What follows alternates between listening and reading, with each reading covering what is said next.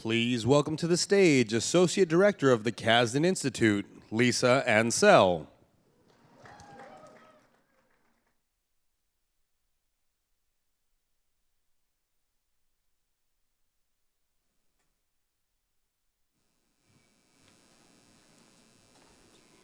Good evening, everyone. My name is Lisa Ansell, and I am the Associate Director of the USC Casden Institute.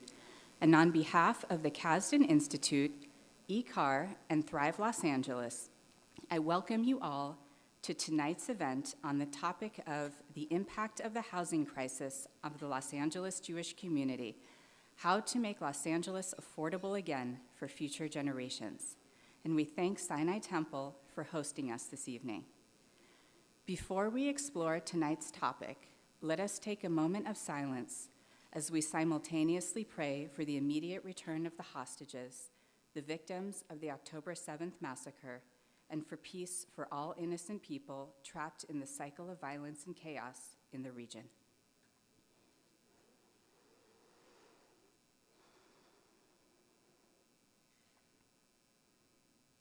Thank you. In a recent study by Credit News Research in May of 2024, Los Angeles was named the most unaffordable city in the entire nation, with a required income of $238,000 needed to afford an average monthly mortgage of close to $6,000.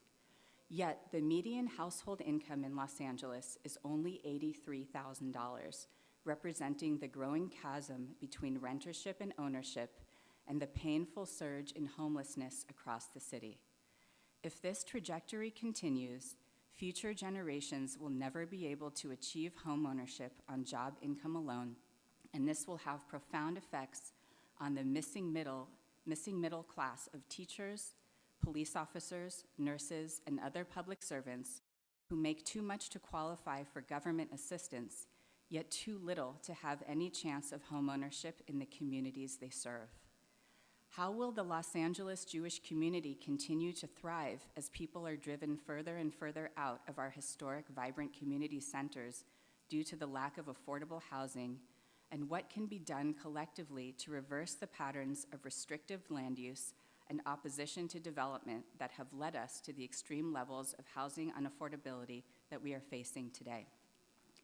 These are some of the questions that our panelists tonight will work through as we navigate the policies that have led to the current housing crisis and policy proposals to try to ameliorate the level of housing insecurity that threatens to unwind the fabric of our communities.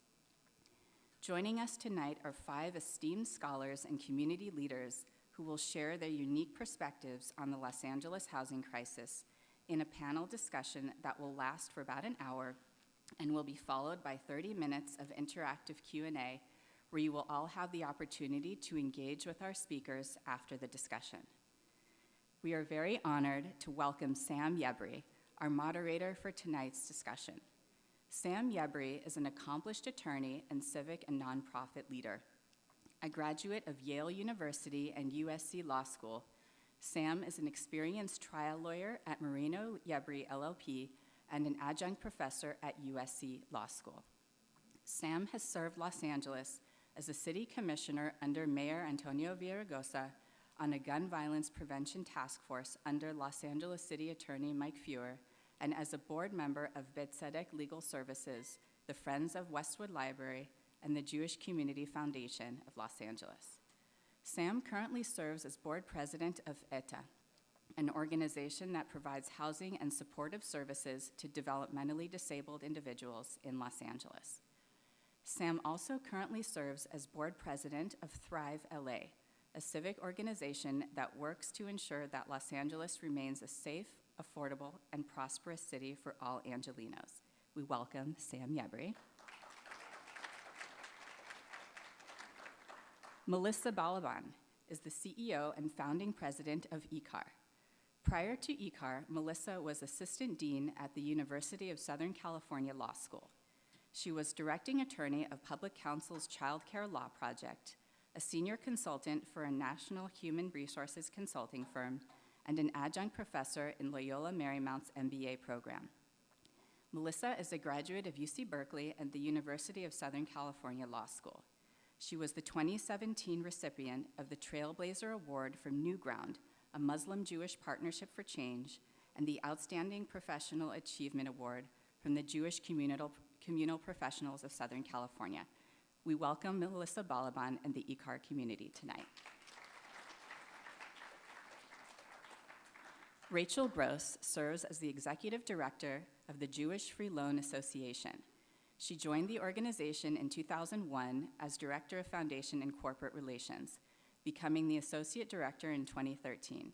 Rachel was named Executive Director of the agency in 2017. In her 21 years with the Jewish Free Loan Association, Rachel has worked to promote the concept of zero interest, zero fee lending, and equitable access to clean capital. A passionate and data-driven nonprofit leader, Rachel boasts a proven track record of leading organizations with impactful missions. She has a personal and professional commitment to fostering financial empowerment, championing social justice, and improving the community at large with an effective strategic vision. We welcome Rachel Gross. Jason Ward is an economist at RAND and the coordinator and co-director of RAND Center on Housing and Homelessness. His recent research projects include a unique longitudinal study enumerating the unsheltered population in 3 Los Angeles neighborhoods and assessing their housing needs and preferences, a study estimating the causal effect of restrictive labor regulations on the production of affordable housing in Los Angeles, and a study estimating the potential housing supply effects of a range of reforms in New York City. Dr. Ward's research has appeared in peer-reviewed journals including Cityscape, Health Affairs, Economic of Educational Review, Demography, and Economic Inquiry. His research and commentary have been featured in media outlets including the New York Times, the Los Angeles Times, Los Angeles Magazine, CNN Business, and Cal Matters. We welcome Jason Ward. Bruce Phillips is a professor of sociology and Jewish communal studies in the Lockheim School of Judaic Studies at Hebrew Union College and the University of Southern California, and senior research fellow at the USC Center for Religion and Civic Culture. He also serves on the editorial board of Contemporary Jewry and serves as treasurer, executive board member for the Association for the Social Scientific Study of Jewry. He has been among the leading researchers in the sociology of American Jewry for over 3 decades.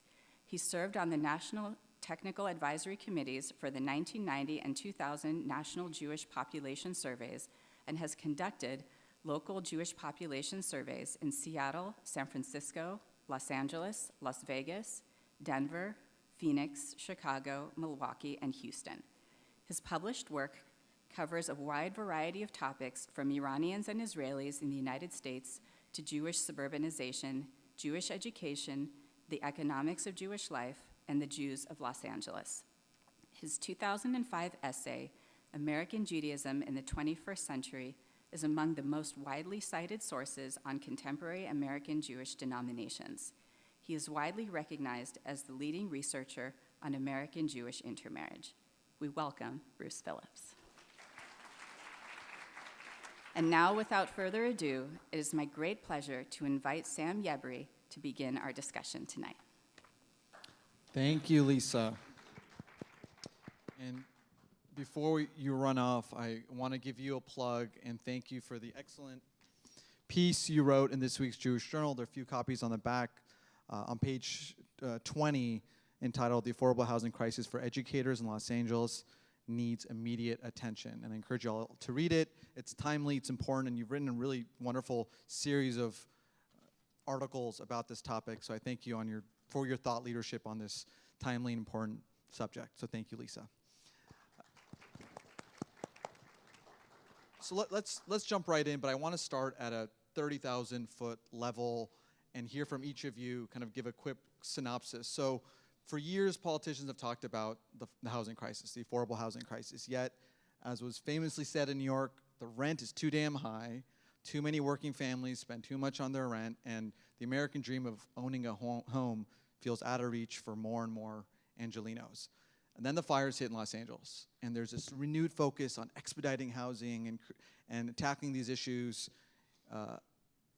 In your perspectives and the work you do and the worlds you operate in, what market trends, what policy trends are you seeing, and are you optimistic? And I want to hear from each of you before we dig into the specific things that each of you are doing and all the components of the housing crisis. We'll start with Bruce. This work? Oh, good. Well, mostly what I see is on the ground. My area of expertise, as you said, is in LA Jewish demography and LA Jewry. On the ground, in my own neighborhood, which is South Fairfax, Pico Robertson, actually, I do see things going up, lots of apartment buildings. And one of my concerns, well, I guess two of my concerns are, having studied for a long time Pico Robertson, the impact of high density development on some of our core Jewish neighborhoods. And I forgot, I read in the LA Times an actual expert on this, observing that developers tend to favor more affluent areas, more inward, as opposed to some of the more outward areas. And he gave us an example. I'm a big rider of the metro system, so the Green Line ends in Norwalk. And as far as I know, there are no plans for increased development in those areas. Now, there's a lot of places on public transportation lines, it strikes me, that could be taken advantage of. But they're probably would get lower rents and so forth. So I do see stuff. I look both ways. Certainly, I have adult kids, so I'm worried about where they're going to live and would like them to live in LA. And I travel mostly by bicycle, so I always stop and admire the new developments in my neighborhood. Hi, everyone. I'm going to be speaking from my perspective as the director of Jewish Free Loan, and I want to tell you a bit about what we've been seeing every day in our housing portfolio, which, as you can imagine, is ever growing. Before COVID, housing was part of what we did. We made loans for Section 8 housing. We made loans to help people get into apartments, first and last month's rent, security deposits, moving expenses, basic furniture, people who didn't have a bed, things like that. But ever since COVID, we have been seeing an ever-escalating crisis that is unfolding before our eyes, where we have over 40% of our housing loan clients telling us that they would be homeless without a loan. Now, let me tell you a little bit about what that client looks like. That is not, it's often a highly educated person. It's generally a family with at least one or two working parents. It's people with children in public schools, and they're often facing a one-time emergency in their life that cause a cycle of issues to occur where they're suddenly facing a housing crisis, but sometimes it's loss of a job, sometimes, medical issues.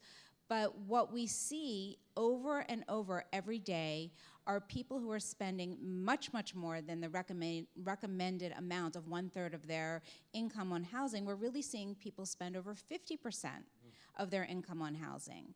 And when we sit in loan committee and we see the astronomical amount of rent that people are paying for not a lot, it's actually much more than my own mortgage. I'm always astonished by that. And they can't make ends meet. Lisa alluded to, teachers and firefighters and policemen. I'd like to expand that and say healthcare workers, nurses, ultrasound techs, x-ray techs, these people that we need in our society to make sure that we here are all safe, that we are educated, they cannot afford to live in Los Angeles today. I don't have a great picture for, what will change, but I can tell you that all day long we have clients calling us who are about to be evicted, who, literally do not know where else to go. They've maxed out their credit cards. Many times they've already taken predatory loans. Many times they've already borrowed from family or friends, and we are a last resort. So the loans that we're making are critical. We're also, by the way, helping an entire caseload of people who are living in their cars. Again, often families living in their cars, coming to us. Sometimes, they sort of won the lottery and they have a Section 8 housing coupon and they need money for a security deposit. But other times, they don't have enough money for first and last month's rent. And it's an enormous issue. Thank you all for being here. It's bleak. But you asked, do we have any optimism? And I think I have to be in the business of optimism, that there are so many opportunities right now to change the way we build housing. And we're, as a Jewish community, we're at IKAR, we are in the process of working on building affordable housing, and the complexity around funding it and getting it approved is astonishing. It's astonishingly complicated. And I know that there's the optimism in me. First of all, post-fires, I know that there are people hard at work to try to do some good urban planning, to try to create livable communities, to really think about how we're going to rebuild these areas in ways that make sense and lean towards affordability and more housing. And I also know that there's folks in Sacramento particularly who are working on creating legislative schemes that are going to make some of this less complicated, streamline some of it, and make it actually more possible for more folks to be inspired to build housing. So it feels bleak, and I hear this from congregants, I hear this from friends. I also have adult children who one lives in LA, and I'd love one to move back, but it's expensive, and everybody feels it, whether it's driving around and seeing what our city looks like, or experiencing people who are actually trying to make it in the city, which is so challenging. Thanks. So I think maybe I'll start off just by echoing the bleakness a little bit and say, if you want to even bring the issue of difficulty with affordability further down, it's also just, every gardener, housekeeper, barista, anyone in the city, and I mean, we have programs like you're talking about, helping people that get a housing choice voucher, the federal voucher program. Generally about 1 out of every 4 to 5 eligible households really is able to get those in terms of the scarcity of the resources themselves.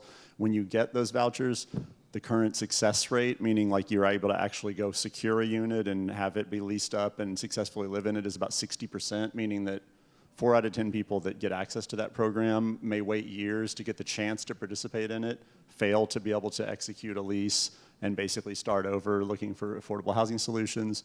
We build incredibly expensive affordable housing here in a very tortured way. For a new report I'm going to talk about maybe a few times today shows that to build 1 unit of that kind of housing, and like an affordable apartment in LA tends to cost about 4 times as much as it does in a low-cost state like Texas. So you think about us getting 1 unit for every 4 that you can get in other states with public money. These are all pretty big problems. On the optimistic side, I will say that I think there's a very renewed appetite at the state level, if not quite yet at the city level, to do some really useful things. I think for many years, the state assembly has tended to pass bills that are sort of pro-housing in name, but they have so many strings attached that really no one's gonna end up using these bills. You can have streamlining for your permits if you build a huge amount of free affordable housing for us, and you do it while paying everyone union labor, and so on, right? Things that basically at the end of the day, no one can really make work. I think the state is now moving towards considering bills that are just more that, like, housing is an important, good thing that we need more of. Let's just make it easier without any strings attached. Whether those are going to get through this year's legislative session, we'll see, but I do think there's a lot more momentum than there has been. At the local level, I will say, I think the wildfires have spurred, a lot of like, well, of course we have to make this really as easy as we can for the people who've suffered from the wildfires, and I think there are some political leaders, like particularly I'll call it Councilmember Rahman, who's sort of then saying, why can't we just do this all the time for all the housing, you know, if we can do it for this special case? And I think that's kind of, that people really need to support those kind of efforts. I think Councilmember Rahman takes a lot of heat for doing things that I feel like are politically challenging, but probably for the best for LA. And I think we need more leaders like that to probably, you know, move the needle, but maybe we're sort of moving in that direction.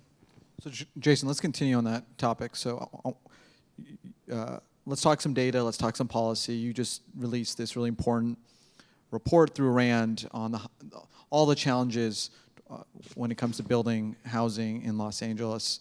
And you mentioned how that it's easier elsewhere, including Texas. Can you give us, break down, you know, what are the major impediments? Why is it easier to build elsewhere? And you know, what can be done to replicate some of the programs or policies of other cities, major cities or other states? Yeah, so I think in terms of market rate housing, so my report sort of focuses on two sort of sectors of housing, like privately financed market rate housing and then publicly subsidized affordable housing, and kind of compares these sectors across states and then kind of compares the costs within these sectors to each other within a state or within a region in California. You know, and the upshot is that, for instance, like to build a sort of a standard market rate apartment in California costs on average roughly 2.5 times what it costs to build in Texas. And then, as I mentioned, to build an affordable apartment, which is kind of an oxymoron when you talk about the cost, it costs about 4 times as much. That's all because of a lot of requirements to pay high wages, have everything be super duper energy efficient and beautifully designed and all these kinds of things, which I've heard developers of these places kind of complain and say, we can't just build basic, simple, affordable housing. We're not allowed to, essentially, you know.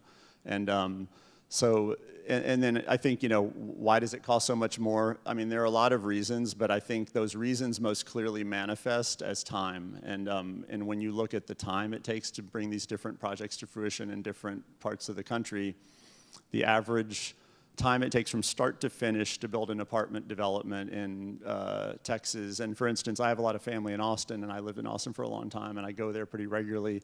I will not be there for a year, and I'll go back, and all of a sudden it's just like, when did this gigantic apartment building happen? I don't even think it was here the last time I was here, you know. Rents in Austin have fallen in nominal terms by about 12% in the last roughly year and a half because of all the apartment building that's been going on there. And if you take inflation into account, that might be 20% in real terms of a decline in rent, not just not increasing faster, actual decline. It's about 20% cheaper to live there than it was 2 or 3 years ago. And in LA, to build the same apartment would take almost 4 years, so almost twice as long. It takes about an average of, I think, 27, 28 months for pre-development to just sort of get your ducks in a row, get approvals, all these kinds of things. In California, it takes about half that time in Texas. It takes about 15 months of construction time on average in California. It takes about 10 months in Texas. Why? In general, I think it's just because there's a lot of policies that I would just sort of file under the general take of, why should we let you build housing, right? You know, like, what have you done for us lately? And I think in Texas, it's more like, yeah, prices are going up. We really want some new housing, so please, you know, build housing. There are strict limits in Texas on how long you can take to make a decision about a project. You know, there's actually a recent bill passed by the Texas Senate that, you know, and look, Texas has its problems like everywhere else, but Texas is accommodating incredible amounts of growth. But they have basically a new bill that says within 30 days of receiving an application to improve a piece of land, you have to decide, you have to either approve with conditions, or deny that. In 30 days, if you can't do that regularly, you have to hire an outside third party that can do that. The California Assembly is considering a bill like that right now. We'll see how it goes. There's also the issue in California of municipal fees, which are kind of one of the many legacies of Prop 13. And on average in California, to build an apartment, you pay about $25,000 to $30,000, upwards of sometimes even $40,000 just to be able to build an apartment. In Texas, those fees are strictly limited to things that have only to do with water or wastewater service. The amount you can charge is reviewed every 5 years and has to be explicitly justified by either the direct cost of providing those services or servicing the debt required for that infrastructure and so on. So that's, you know, a 40x difference in the amount of sort of fees that you're charged. California got out of the habit of paying for infrastructure with public money for everyone. You know, we need new housing. Let's build a sewer that everyone can tie into. What we do now is say, oh no, let's charge every new apartment $30,000, $40,000, and we're going to help pay for new sewer with that, right? But all the apartments that are built, they don't really have to contribute to that at all. So it's basically an explicit tax on development. And you know, those are two of the kind of big things, but there are even a lot of huge differences in sort of mundane things like architectural and engineering fees, which are sort of like, say, 2 to 4 times in California what they are on average. That comes down to, I think, a lot of really arcane building codes, requirements that you have to be really, really specialized and jump through a lot of hoops to sort of generate a giant pile of documents to satisfy and so on. So I think, you know, it really is a lot of policy, and it's a lot of policy that just isn't, it's not conducive to building housing quickly or affordably. I want to turn back to Lisa's statistics earlier about home ownership, and we'll come back to our rent-burdened Angelinos in a moment. According to the California Association of Realtors, only 17% of households in LA County could afford the median priced home of $1.2 million.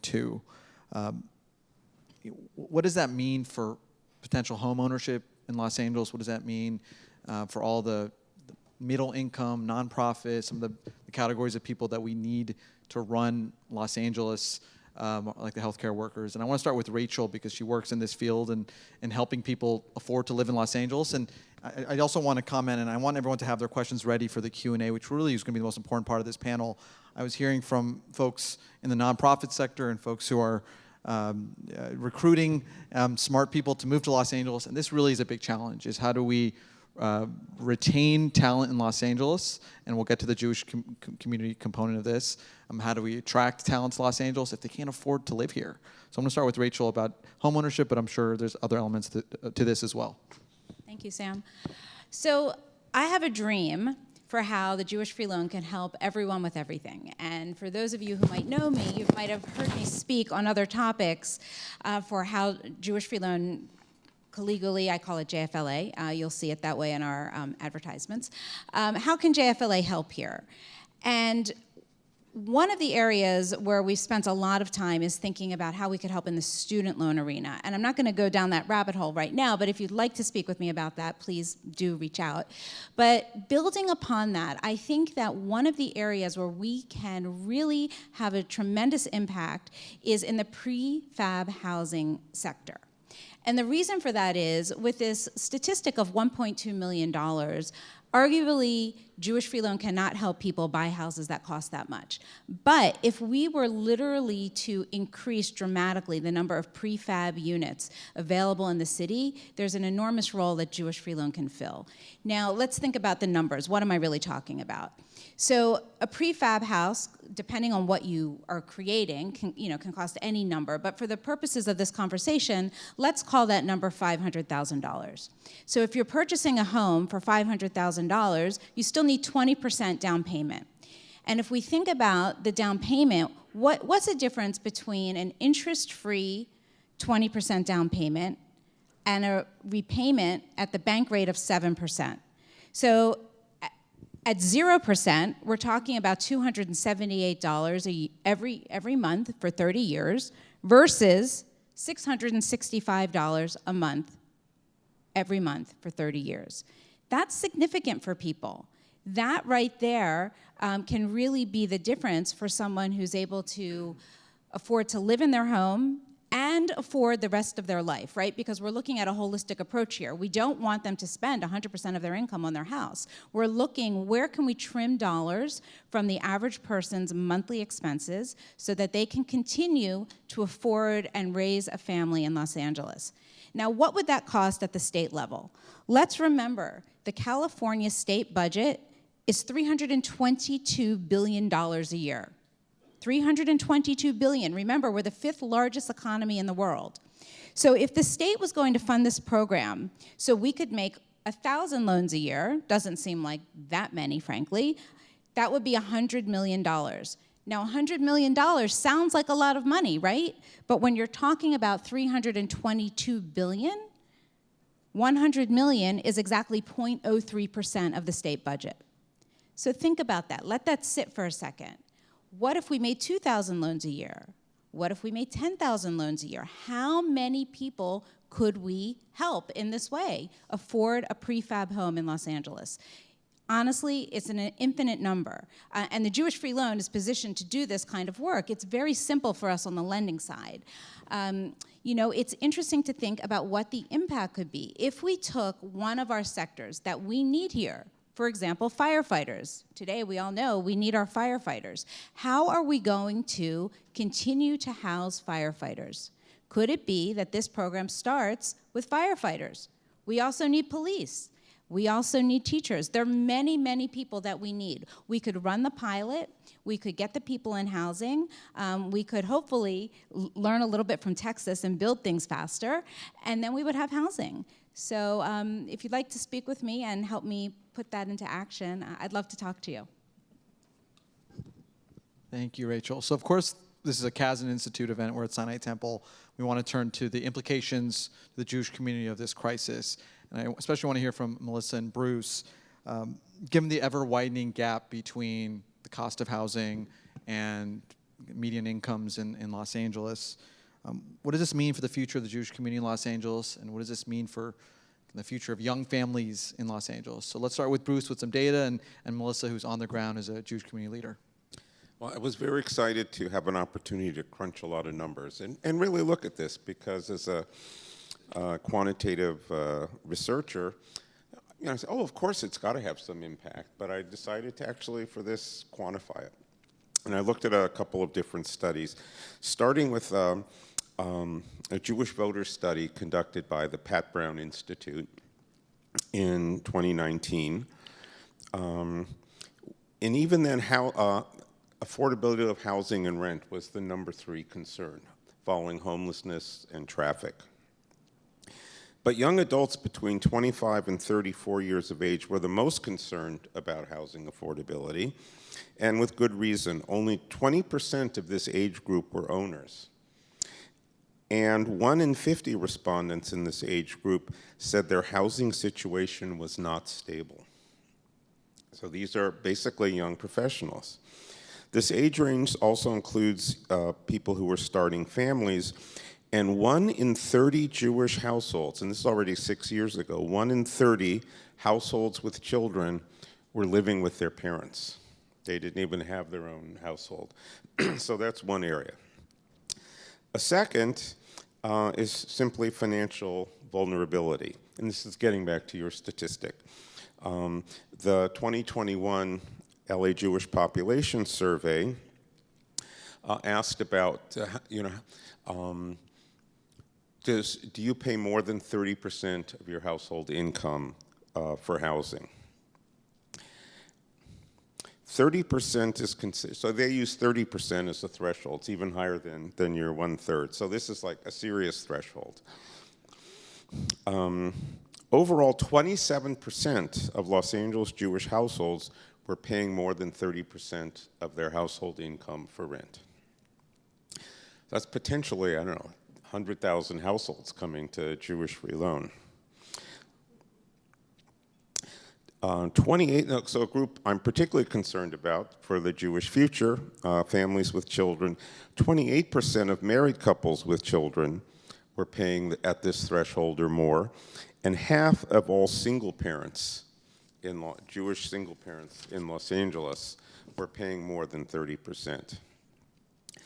Another area my hypothesis would be synagogue membership, and I was astounded by what I found. So the more you're paying for housing, the less disposable income you have for synagogue membership. I think at my synagogue I pay, I don't know, almost $5,000, because now we have over $600 in security. So I compared the 1997 LA Jewish Population Survey with the most recent one, the 2021. In 1997, 33% of Jewish households belonged to a synagogue, dropping to 22% 20 years later. Now, how do we know that this is housing? maybe interfaith marriage has increased, and that's the explanation. Well, actually, it turns out interfaith marriage is about the same, but just to be sure, I looked at in-married couples with children, the population most likely to belong to a synagogue. So these are the, Hebrew school, bar mitzvah.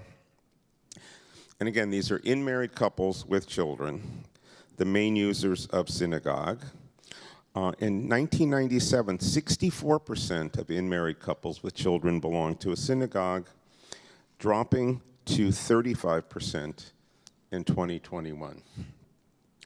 So synagogues are taking a serious hit as a result of this. Even more evidence.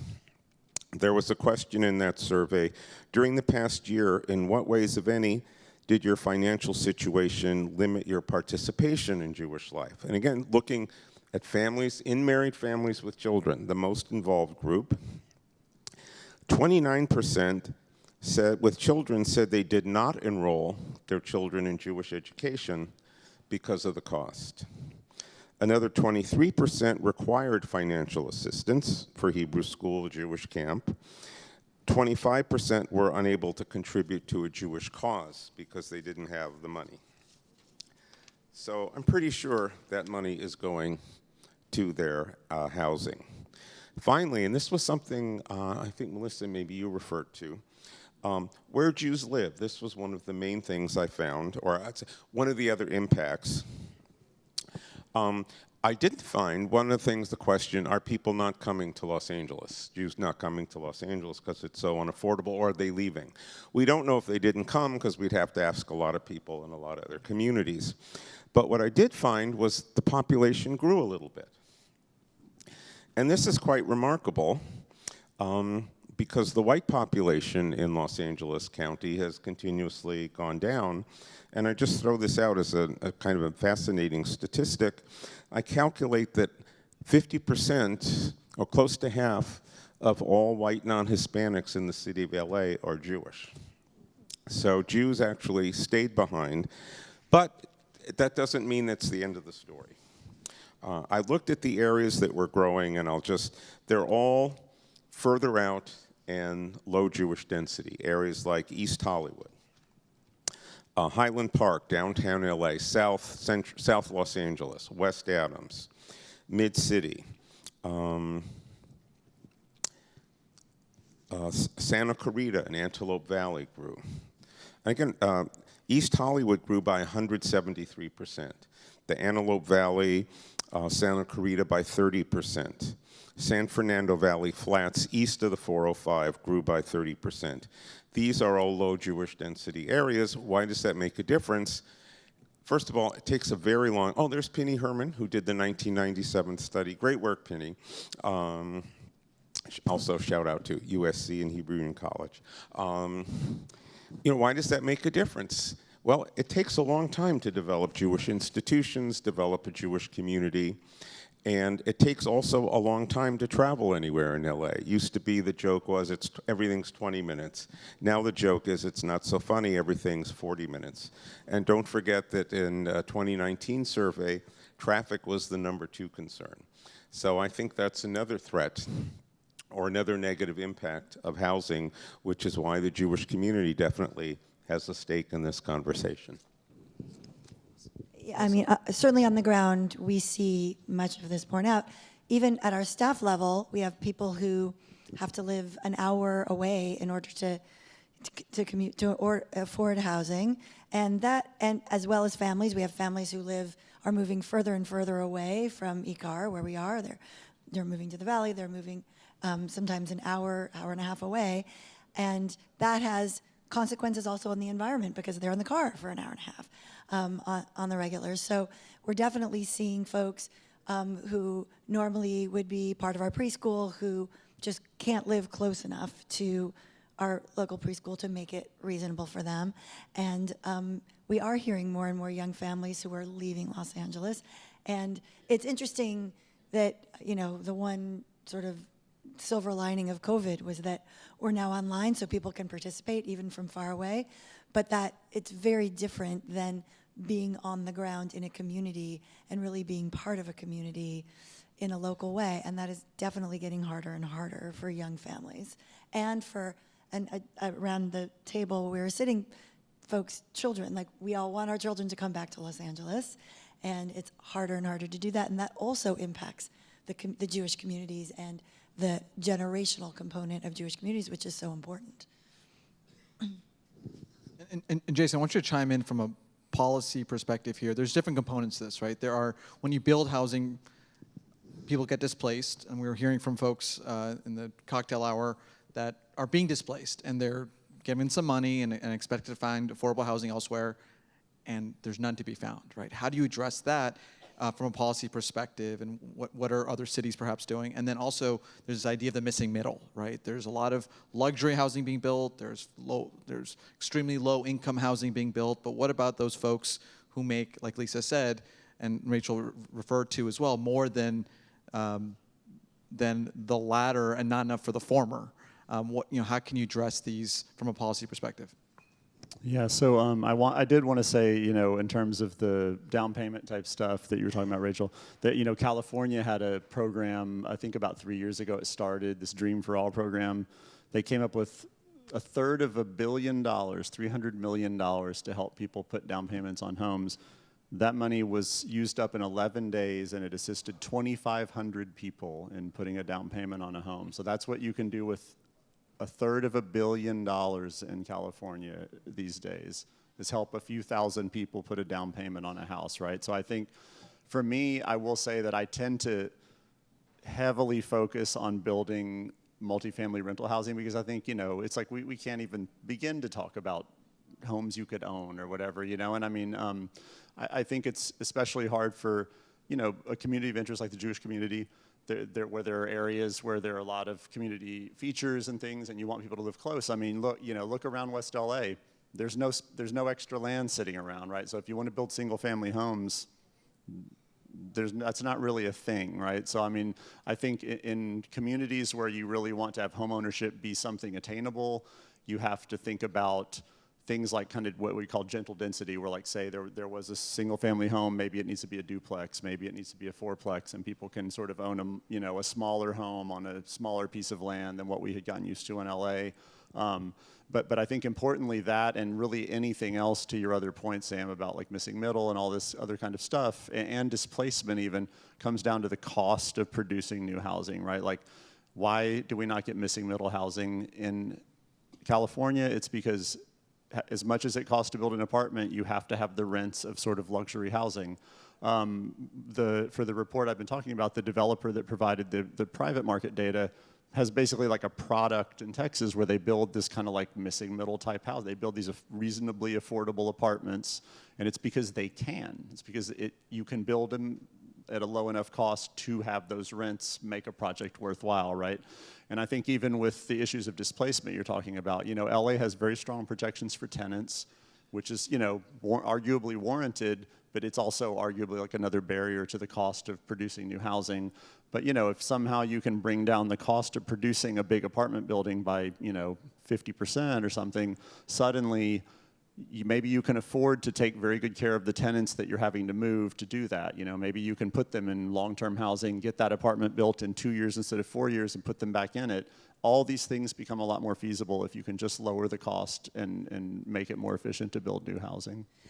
I want to agree with that. And I want to, you talked about gentle density, which makes a lot of sense in certain neighborhoods, and also less gentle density in places like near transportation corridors where it really could sustain bigger density, because we need more housing, and the sort of obsession with keeping everything, we're building on La Cienega where everything's, one story. There's no reason for that. There's no reason not to put multi-story buildings up and make room for more housing, so it pushes the cost down and really makes it more available.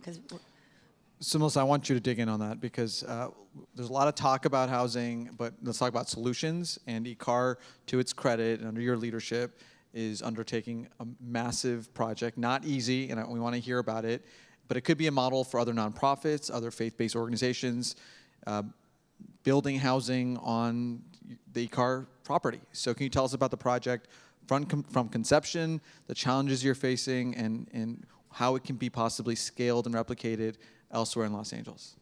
Sure, thanks for the question. So it started with, we bought this piece of property and we were able to acquire the piece of property next to us, and we realized we were on a transportation corridor, and we thought, we're a social justice-based organization, what could we do with this extra property, and how could we live into our values the most? And we decided to really explore the idea of housing, and there was a lot of excitement and support in our community to do it. And then I had this, and there was a lot of great legislation in California which gave incentives to faith-based organizations to build it. There's a whole other story where which I can digress on, that there was a law that said if you are a church, which we are considered a church, and you build affordable housing, you can take away 50% of your parking. We were very excited about that because parking, as you know, especially going underground, is quite expensive.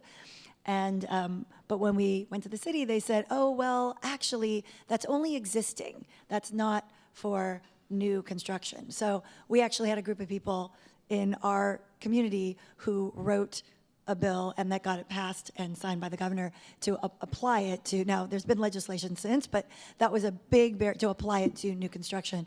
So that was great. And then I thought, wow, I have this fantasy, to your point, Sam, that if every church, mosque, and synagogue that had a little bit of extra space and built 3 units of housing, 5 units of housing, 10, 20, 70, 80, we could probably solve the housing crisis in Los Angeles. So what we're trying to do is not just build for our community, we're not building housing for our community, we're building housing in our community space for permanent supportive housing.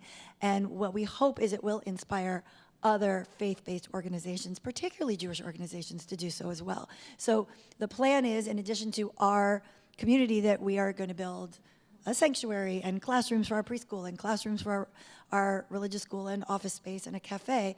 We're partnering with a developer to build 78 units of permanent supportive housing for formerly homeless seniors. And it's very complicated and very exciting, and I've learned a lot about the barriers and how challenging it is to build, and and we've been through various configurations with different kinds of developers because of the legislation and the legal bureaucracy that makes it so difficult. We've lived it firsthand, how difficult it is. And I've been reading, I don't know if folks have read Ezra Klein's book, Abundance. If you haven't, I recommend it to you. And what he talks about a lot, and to your point, Jason, is that there's a lot of legislation, and much of which is very well-intentioned. It's about environmental stuff. It's about protecting workers' rights, and it's all very well-intentioned. But we're very focused on passing legislation that is going to get in the way of actually building, instead of, or that is the idea of housing, but it's more blocking housing than actually building housing. And what we have to do is create more opportunities for us to build it with things like ED1, where you can expedite and actually say, I've got the money, I've got the funding, I have the plan, let us just go build it because this is going to be good for the city. So that's this plan. Kudos. Or kol hakavod. I want to add to that because I have my own experience. I'm on the board chair of EDA, and we're in the process now, hopefully a few months away from opening a 65-unit housing project in Pico Robertson across from PATS, if you know it, on Pico, for adults with special needs, developmental disabilities. And similarly, from conception, a very exciting idea. The hope was to replicate it. It took about a decade, all in, from design and permitting and fundraising. COVID hit, capital costs, labor costs, construction costs, interest rates all went up. A lot of that predictable. We understood that things are going to get more expensive over time. But to Jason's point, time is money. And the city doesn't prioritize non-profit housing or this housing for those who are disabled or vulnerable in the way that it should. And now with the fires, inspectors being busy, a DWP delay of 4 to 6 months costs thousands, if not potentially more, in dollars that will have to be passed on somehow or raised, right? So this is just another example of just how challenging it is. The hope would be to replicate the IKAR model or the EDA model, but it's not easy. That's one of the challenges. How do you scale projects like that?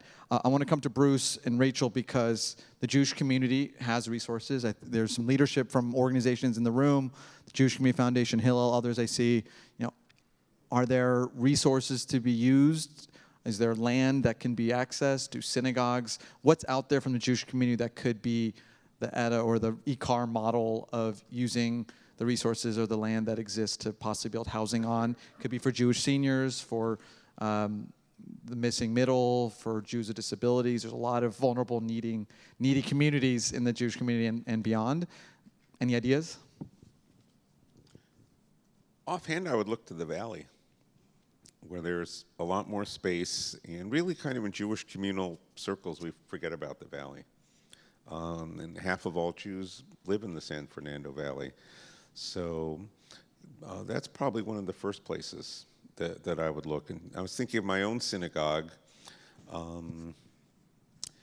Yeah, I mean, we don't have any parking, so I don't know how feasible that would be, but I definitely, commend IKAR, which is, first of all, moving to a place that's really underdeveloped and kind of neglected, which is La Cienega. It's really one of the ugliest stretches of LA. We're in the process of changing that, I promise. And you did a great job with EDA. I looked on, I said, boy, I would live there. It's really beautiful. You did a fantastic job. Right. But HUC, right, just sold land to USC, right? Yeah, no. AJU just sold to Milken. There are examples of transactions that are being had that perhaps with the right leadership could have been turned into housing, right, or partially. Or yeah. I mean, some we kind have of a mixed big use, parking adaptive lot. reuse, some things that could be done, right? It's very interesting because we sold half of our property to become the women's athletic field. And certainly, I'm sure they're very happy to have it now. They're building a stadium around it. But yeah, certainly that's land. And we do see in the USC area lots of private developers trying to build for the student population. Yeah, that probably was a missed opportunity. I guess if we, tore the building down and rebuilt it, that should really be something in our plans. But given our budget, it probably won't right. be. Yeah. Right. And Rachel, I know your hope is for JFLA to be a vehicle for major Jewish communal investments. Is housing part of the equation? Absolutely. So I want to go back in time, probably about 50 years. My children, who are not 50 years old, they are products of Harkham Hillel Hebrew Academy. And something that Rabbi Gottesman did, he was the longtime director of Hillel, is he purchased apartment buildings. And those buildings are today used for teachers. Wow. They can live in those buildings. And I bring that up as an example of something that I think that our Jewish organizations, schools, synagogues, nonprofits, whatever we are, we need to start thinking a bit differently about housing. And I think that his example was brilliant. Today, if organizations were able to purchase small apartment buildings, or let's dream and call them large apartment buildings, or if the Jewish community could come together and really possibly take over some of the empty office space or create new space and create an environment where the Jewish communal worker could afford to live, that would be a game changer. Something that I've experienced in hiring for Jewish Free Loan is, we're not paying people $1 million to work at Jewish Free Loan. And it's hard. It's hard for my employees. Sometimes, they have a spouse who's earning a lot of money, but oftentimes they don't. And so living in LA is a challenge. And we're just one very small organization. If we really think about the Jewish day schools in particular and the number of staff that they need who have to live nearby, frankly, in order to be part of the communities, in order to be part of the students' lives, in order to be the role models, both for the students and the parents, then we need to think differently. We need to think much larger. So one concept that I would like to present is the purchase or the building of apartment units, particularly for the Jewish communal professional. And Jewish Free Loan can be a partner in that, in the financing of it, in the construction of it. There are all different ways that we could dream together about how this could happen, and we know it would be cheaper because the loan is zero interest, zero fees, always. That's how we work. The other thing that I want to bring up is tangential to the building that IKAR and EDA are doing, is the need for more mixed-use building. And I say that for a number of reasons. The first reason is because it does, a denser population does drive down pricing. But the other part is, you see this, I'm sure, as much as I do, when you're driving down, pick your street, La Cienega, Olympic, Wilshire, Westwood Boulevard, it doesn't matter what street you're on, there are empty commercial units everywhere, and it's depressing, and it didn't used to be this way. And if there was a higher population of people living everywhere, there'd be more foot traffic. The small businesses, which we haven't spoken about here at any great length yet, but the small businesses are an important component of our economy, and with the small businesses thriving and housing thriving, suddenly the city would change, it would look different, it would feel different. And again, Jewish Free Loan can be part of that. We can be part of anything. And the scale of this, again, when we're talking about how large the California budget is, the scale of some of these things, when we're talking about investments from the state, are not that great. If we think about an investment, and again, this is, it sounds crazy what I'm saying, but if you really stop and think about it, I think that you'll agree that it's not. If we talk about a $3 billion investment in interest-free lending, that's 1%.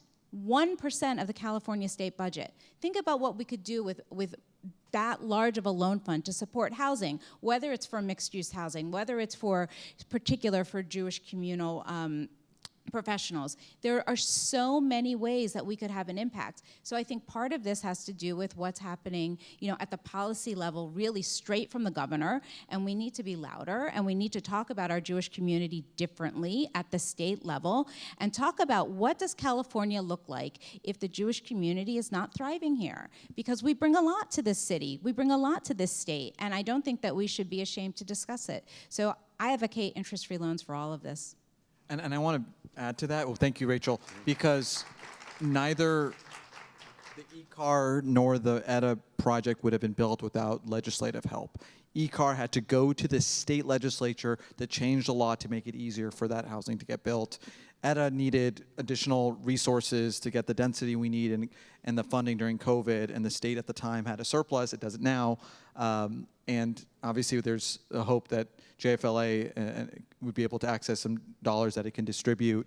I think this is one takeaway from this is that we should be advocating as a Jewish community that housing should be a priority. We talk about anti-Semitism, we talk about other priorities. Housing has to be right up there. And the Jewish community does have a legislative advocacy group called JPAC. Every May it advocates for a package of legislative proposals and bills, and housing is often part of the conversation, but it's clear that it needs to be at or near the top of the list. Before we move on, because I think to the Q&A question, I'm just going to ask one more question to all of you. I want everyone to get their questions ready. Picking up on what I just said, what can we all do as Jewish community leaders, activists, members, at a grassroots level, as a policy advocacy level, to push for some of the ideas that we've talked about tonight? So we'll start with Jason and move on this way.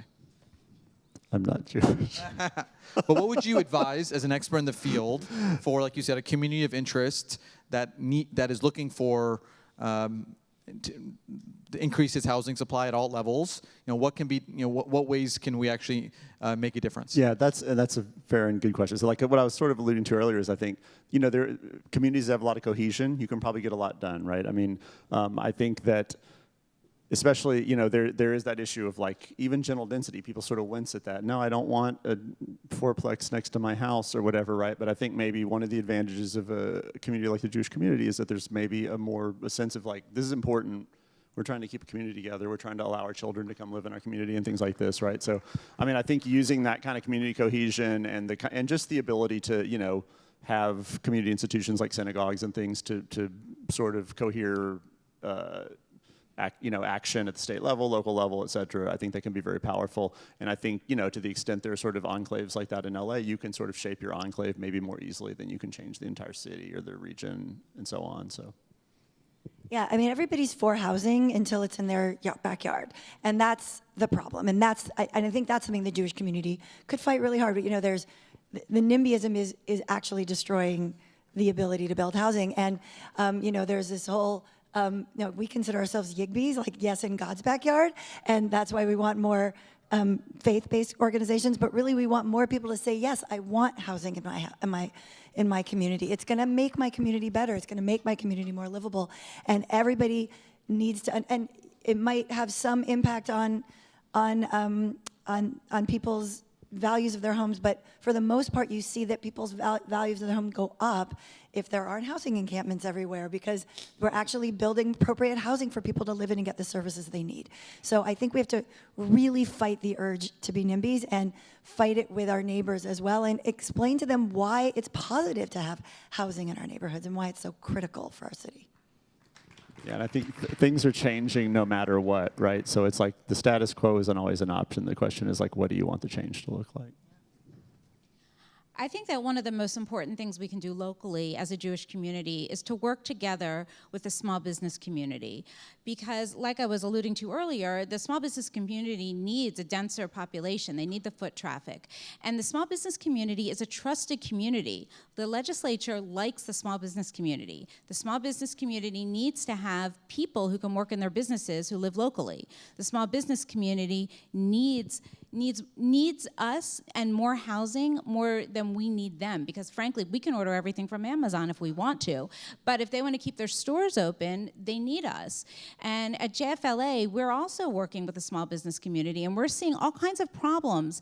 They need loans for everything, for salaries, for rent, for inventory. Let's not start with the fires and talk about what's going on with the small businesses. It's a tragedy. But I think that what we can do as a Jewish community is really come together and think about how we work together differently, and what communities we speak with, and what communities we engage with, and what communities we lobby with, and do things differently to benefit all of us. Yeah, just one idea that occurred to me, and maybe this is a model, is to think of creatively. So when you were saying, like, where can we put housing, one thing occurred to me, Hamilton High School. I had 3 kids who went there. We had teachers who drove 2 hours from Palmdale and drove 2 hours back. Hamilton High School has those, those things you used to hit the ball against for handball. They have a whole area of that.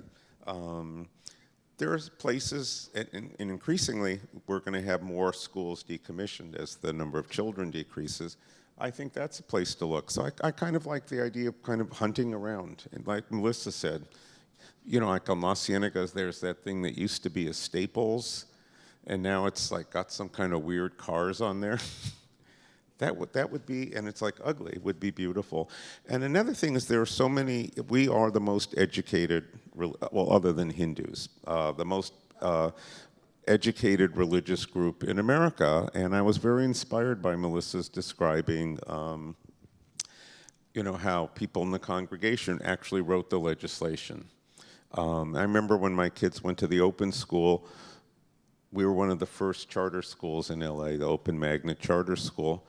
A group of parents just got together, mostly Jewish parents, and wrote the whole charter plan in order to get in there. So I think we really do have to think in terms of the human capital we have within our organizations, and understand that, there are people there to do that work.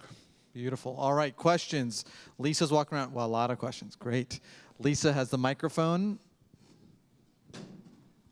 We'll start in the back. Hi, thank you so much for organizing this. I am really so glad I came, and I want to commend you for IKAR woman. I'm sorry, I'm so bad with Melissa. Melissa, for bringing up how important it is for us to speak up in support.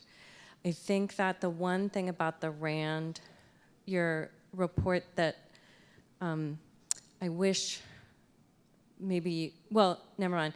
But the cost of NIMBYism is astonishing to affordable housing. It's part of the reason why it's so expensive.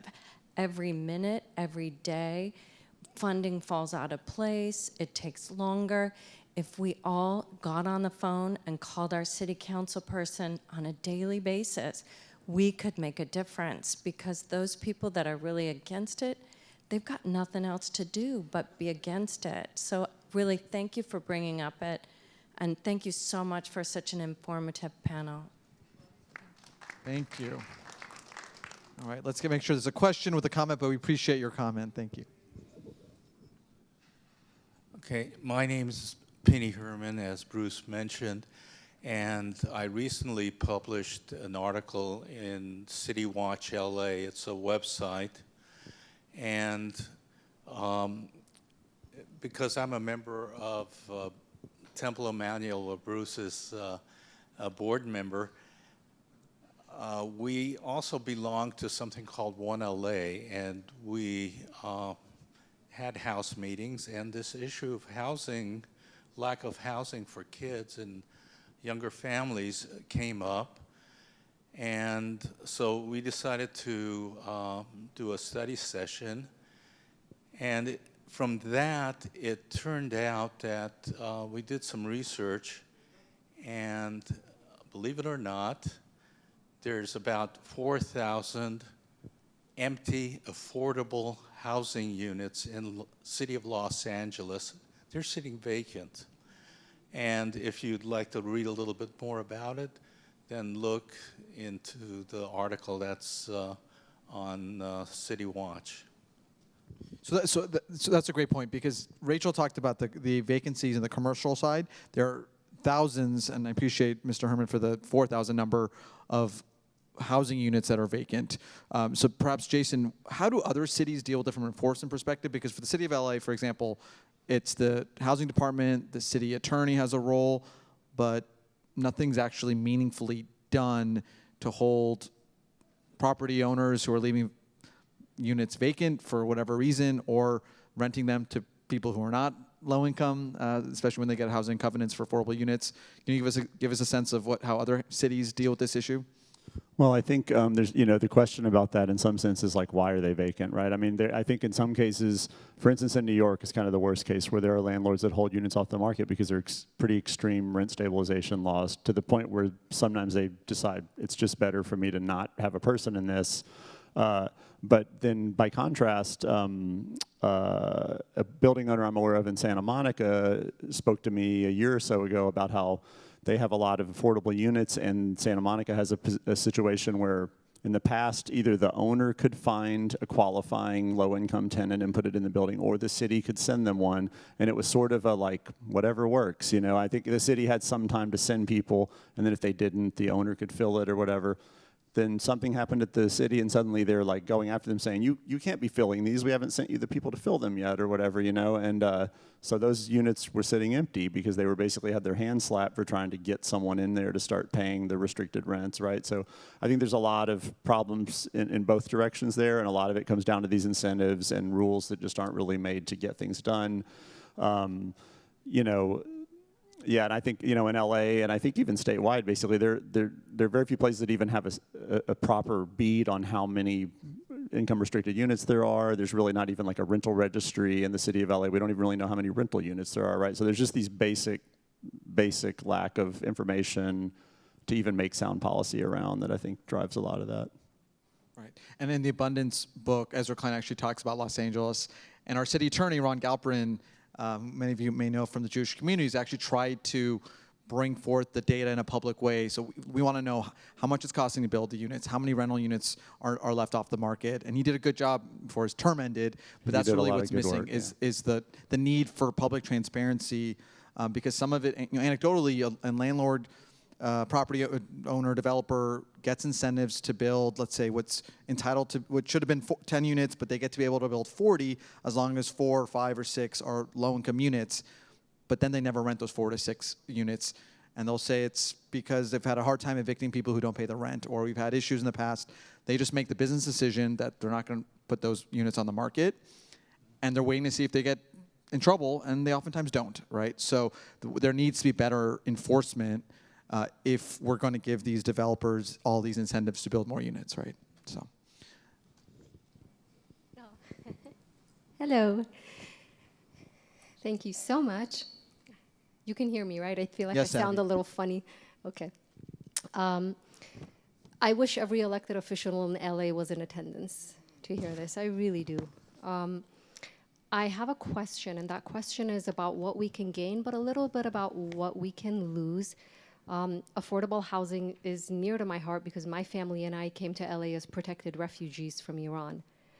And we needed that, right, to be able to benefit even from, you know, the schools, the free public schools in Beverly Hills and so on, and we were apartment dwellers, you know, still are. And this is my question. Now that I've reached a point in my life where I'm a mother, where I have kids, where I do cherish having spaces like the local supermarket, you know, like that Ralph's on Pico and Beverville where I could have gone, it closed down. And I think they're gonna tear it down and do some kind of, you know, housing structure. There was a Taekwondo place, there was a fish grill, there was a place to hang out, a place to go. When the Ralph's closed, okay, I run my grocery errands to the pavilions on Olympic, where I grew up, by the way. I'll get to the question, I'll get to it. That one is closing, apparently, okay? That one might be some kind of like mixed unit housing.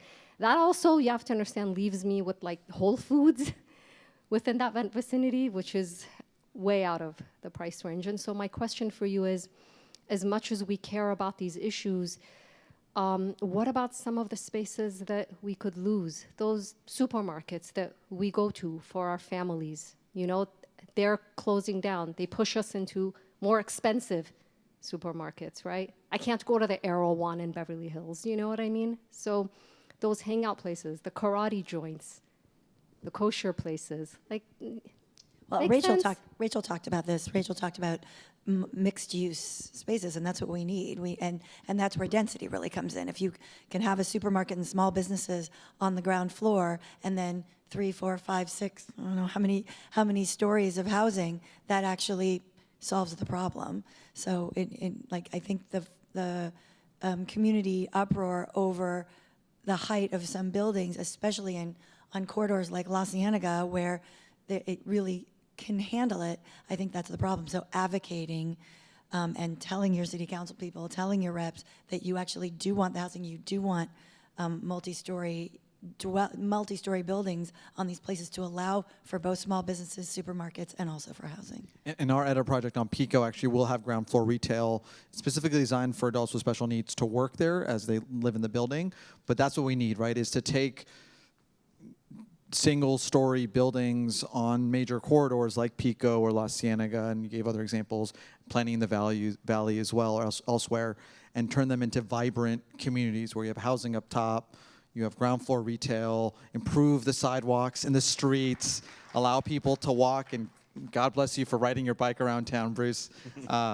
Safely ride your bike around town. And that's the Los Angeles that we all want, and it's uncomfortable and difficult in the short term, but we have to figure out how to get there. And it takes community in concert with the private sector, in concert with government to do this right. And there are examples of other cities doing this really well. And we've had this opportunity with the Olympics coming to make major infrastructure improvements. Unfortunately, we now have $1 billion deficit as a city, if you live in the city of Los Angeles, which is going to make a lot of these choices extremely difficult for those in government. Yes, in the back. Can you talk specifically about examples of the missing middle and gentle density that have worked in other cities?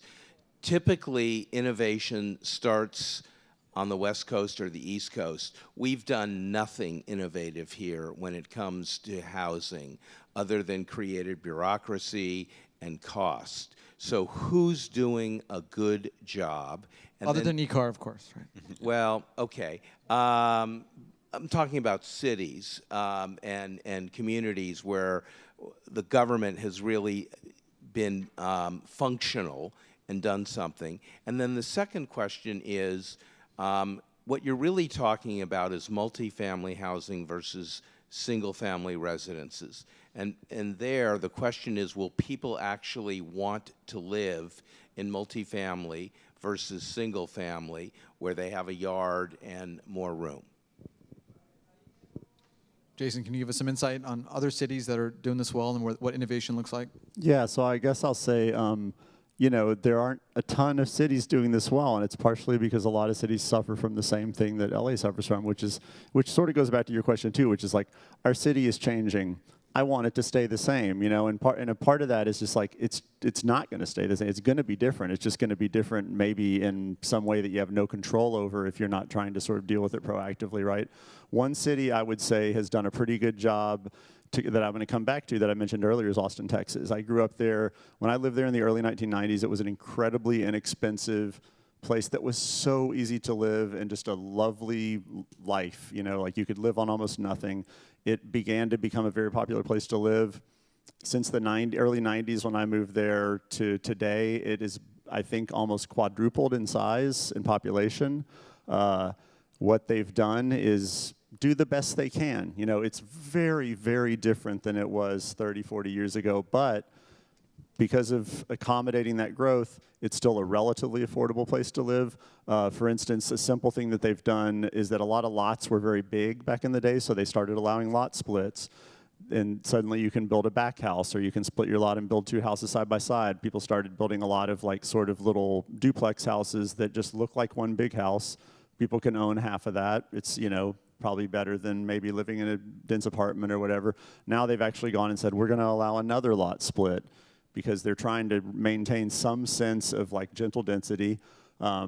Another thing that Austin did that the Santa Monica airport could learn from is they moved an airport back in the 90s when there were a lot of base closures. They moved from a very small central city airport that I used to live basically like across the fence from out to this old Air Force base outside of town, made a much bigger airport, but suddenly they had this relatively huge piece of land right in the middle of Austin. They redeveloped it in a variety of ways with apartments, duplexes, townhomes, single-family homes. They have like some community land trust properties in there. They built a new middle school. They have movie theater, parks, all these things, right? It accommodated thousands and thousands of new residents, and it's a lovely place, you know. And I think, you know, you look at Santa Monica. What's the plan?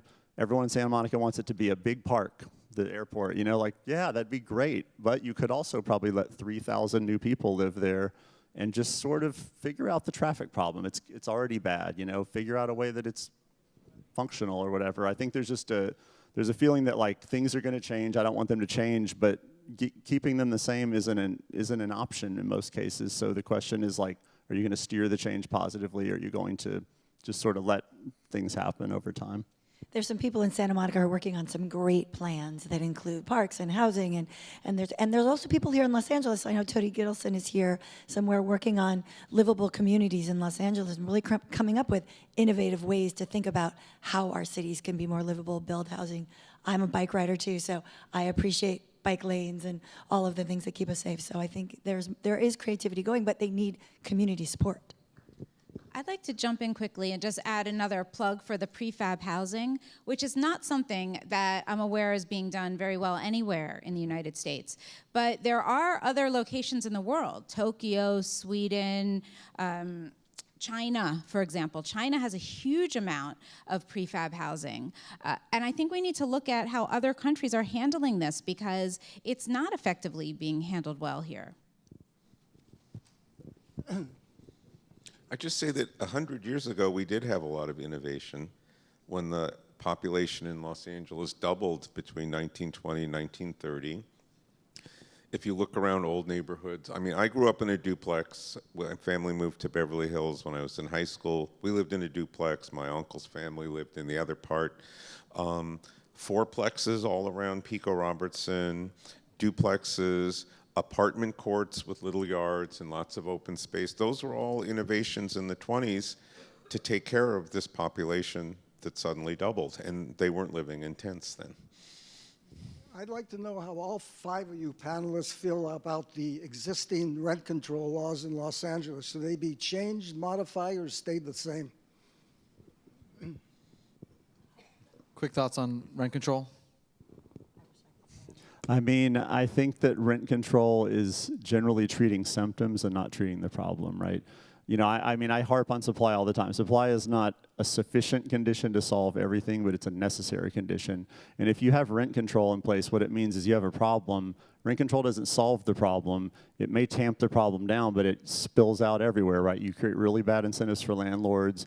You create just to, you know, cheat on rent control, to get tenants out by any means necessary, et cetera, right? So if you want to have rent control, I think you also need to be actively expanding the housing supply so that eventually you don't need as much of that, because you can't, if you see in New York, there's no greater example of the failure of those policies, right? Like the incentives to do sketchy things around rent control, evicting tenants, et cetera, are extraordinary there. And they basically have like a rent-controlled housing market that's sort of unwinding, where there's so many controls on these properties that they're hard to even sell.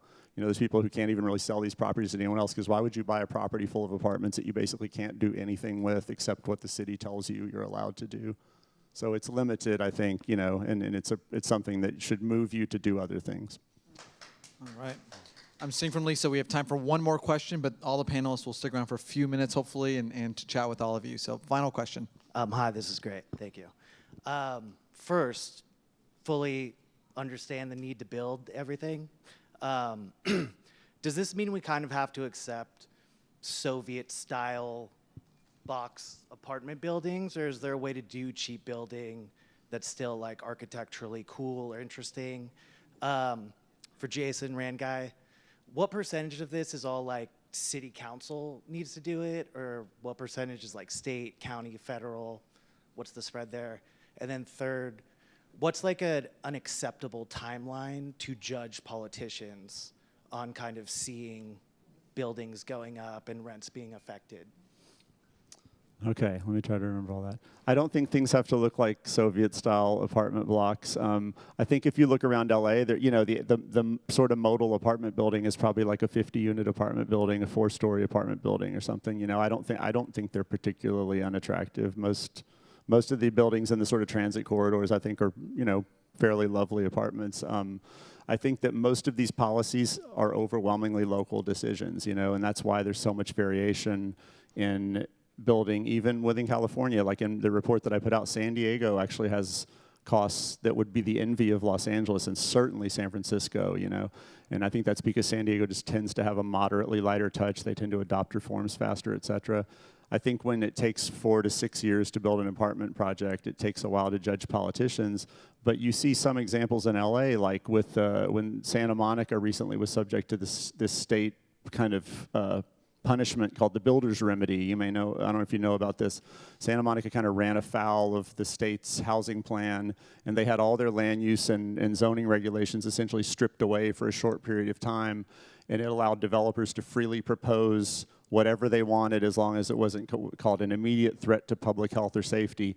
A couple of developers quickly proposed about over a dozen apartment developments, many of which were on parcels that already had some smaller buildings slated that were going to be much larger. They were going to have 20% affordable units, et cetera, right? To me, that shows a huge appetite to move if you basically take your foot off the brake as a policymaker. And I think if that really started happening in a real meaningful way, I think you could see housing being constructed very, very quickly, and then you could judge that people are actually doing something useful. Thank you, Jason. Okay. From Dr. Ross, final word. Good evening, everyone. I'm Steve Ross. I'm a professor of history at USC, and I'm the director of the Casden Institute. And before I go on, I just want to thank my associate director, Lisa Ansell, who planned and executed the entire program, including our delicious food this evening. And on behalf of the USC Casden Institute, Thrive LA, and IKAR, I want to thank our panelists, Rachel, Bruce, Jason, and Melissa, for sharing your unique perspectives on meaningful policy to address the acute housing shortage we have in Los Angeles. And Sam, we wish to thank you not only for your work as a moderator this evening, but for your incredible contributions to Jewish civic engagement in Los Angeles, from your unbreakable spirit as a champion of our society's most vulnerable members, to your work in bringing the voice of the Iranian Jewish community to a level of prominence that it has finally achieved. And for all of this, we want to present you with our second annual Casden Trailblazers Award. Your vision for the future of our community is evident in the caliber of community leaders and scholars who share the stage with you today. Thank you for your leadership, your wisdom, your inspiration as a trailblazer. But before we give you this, one of the things you may not know, Sam is giving up his evening because today's his birthday. And I think before we give Sam the Trailblazer Award, we should sing him happy birthday on 1, 2, 3. Happy birthday to you. Happy birthday to you. Happy birthday. We can sing it. Happy birthday to you.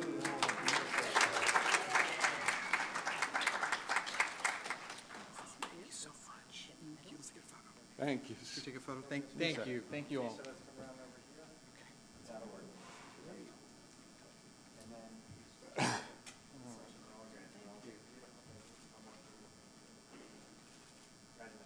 Thank you.